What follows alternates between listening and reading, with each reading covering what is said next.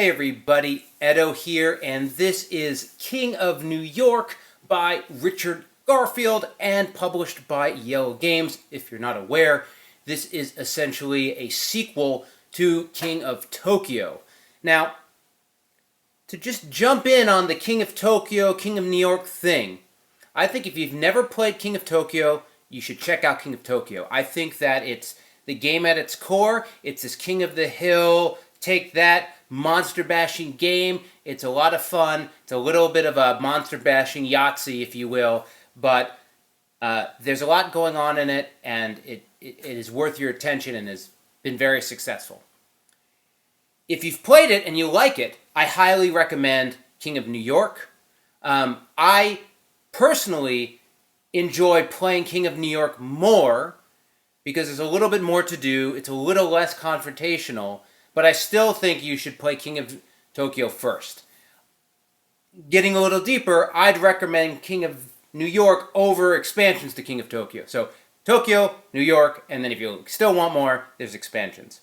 The basic premise is this is New York, and we've got Manhattan and the boroughs, and you are one of these awesome monsters. And there's more in the box. Looks like 6 total.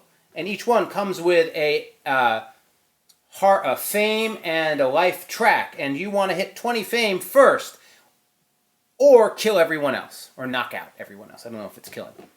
And you're going to do that by starting in these boroughs and then working your way into Manhattan. And as you get into Manhattan, you get more fame or victory points for being there. New additions, and so on your turn, you roll a set of these wonderful chunky dice. And like Yahtzee, you're going to be able to pick a set and re-roll, but you don't have to lock it. So I could re-roll these 3. You might not even be able to see it. Let me go on the board. I could re-roll all of them and say I'm going for energy. I could pick these up and roll them, and then say I said, oh, well, that's too much energy. I could pick up these and roll them. So you get 3 essentially rolls to do what you want, and you are going to be getting energy to get action cards. The action cards allow you to do all sorts of awesome things, and the art and the feel of it is just fantastic. And you can also get claws, and claws let you, if you're outside of, there can only be one, well, in 2 to 4 players, there can only be 1 monster in a Manhattan. In a 5 or 6 player game, there can be 2. But if you're outside of Manhattan, your claws allow you to attack the guy in Manhattan, which means everyone is attacking Manhattan. But if you're in Manhattan, you get to attack everyone. The things that they changed in hearts give you back hearts you can't heal in Manhattan. The things that they adjusted is now there's this idea of fame, which is there's a card which is called the Superstar, and if you roll 3 stars, you steal it, and then stars give you victory points. So this is something that's getting stolen between the players as they're trying to roll for victory points, and it works very well.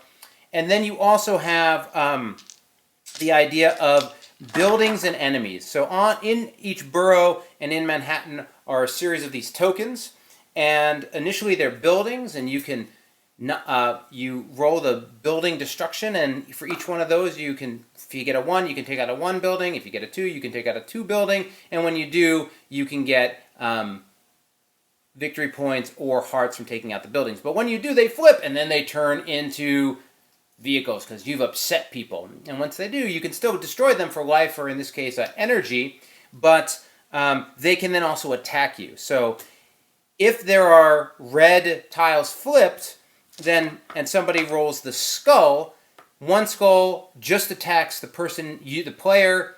2 skulls, it attacks everyone in the area you are, in the borough or you're in. Or 3, everyone on the board gets attacked. So it's a really interesting way to be getting resources and hurting other people and sort of figuring out where you want to stand on the board.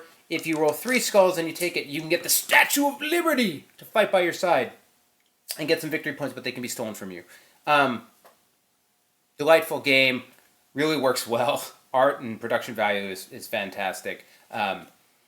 Again, for me, people who complain about King of New York compared to King of Tokyo feel like the game lasts too long and you're not just forced to attack the main player as the only thing you can do. I think King of New York opened it up where you can meander, you can not play aggressive the entire time and still succeed. You can do it through fame. You can do it through buildings. I mean, damage is gonna come up and you're gonna hit each other. But I found that feel better and I enjoyed it more.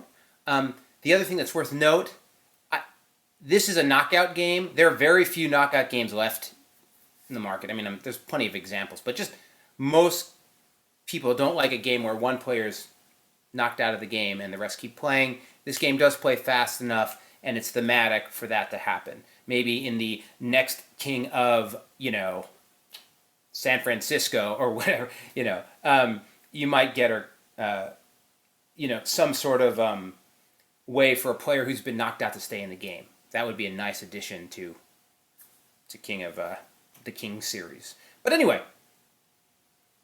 great, lots of fun. So subscribe, share, all that good stuff. Most importantly, play some great games. Thanks.